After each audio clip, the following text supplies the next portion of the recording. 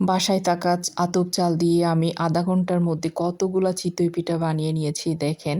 কোনো বাটাবাটির ঝামেলাও নেই, কিচ্ছু নেই। মাত্র ০.৫ ঘন্টার সময়ে আপনারা চাইলে এরকম চিতই পিঠা বানিয়ে নিতে পারবেন। বাসায় থাকা ভাতের চাল দিয়ে। দেখেন কত সুন্দর করে পিঠাগুলো আমি বানিয়ে নিয়েছি। তাহলে চলুন রেসিপি দেখে নিই। ১ম এ হচ্ছে এখানে আমি আতপ চাল ১ কাপ, তার সাথে ১/২ কাপ পোলাওয়ের চাল আমি গরম পানি দিয়ে ভিজিয়ে রেখেছিলাম ০.৫ ঘন্টার মতো।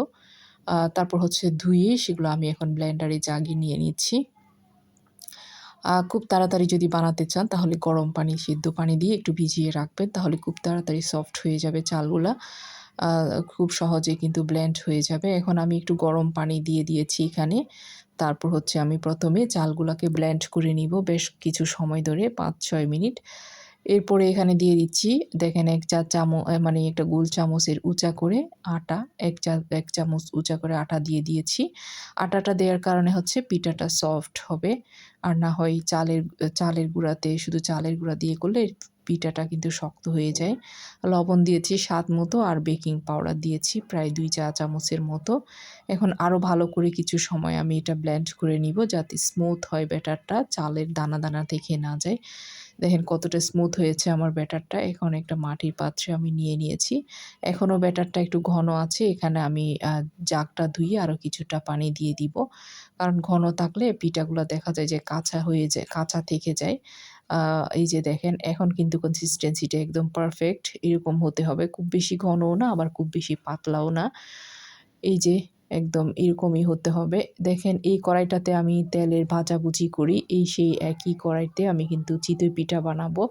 কিচ্ছু দিই নাই জাস্ট আমি এই পিঠাটা কড়াইটা একটু গরম করে নিয়েছি ভালো করে।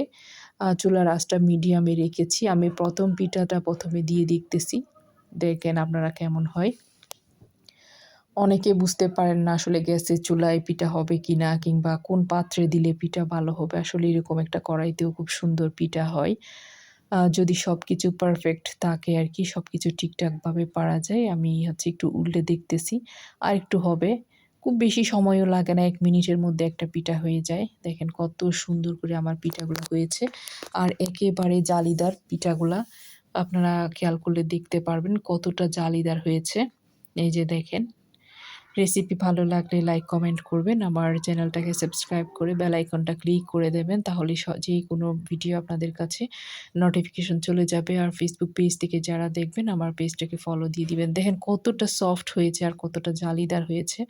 আপনারা নিশ্চয়ই দেখেই বুঝতে পারছেন যে কতটা পারফেক্ট হয়েছে আমার পিঠাগুলা। আশা করি রেসিপি আপনাদের উপকারে আসবে। এই যে দেখেন আমি একেকটা পিঠা হাতে নিয়ে দেখিয়ে দিচ্ছি। আর এই পিঠাগুলো আমি আজকে মুরগির মাংস দিয়েই সার্ভ করব। আর যার যেটা পছন্দ সেটা দিয়ে করতে পারেন। এই পিঠাগুলা দুধের মধ্যে ভিজতে দিলে কিন্তু খুব সহজেই ভিজে যাবে। এতটা ছিদ্রদার হয়েছে।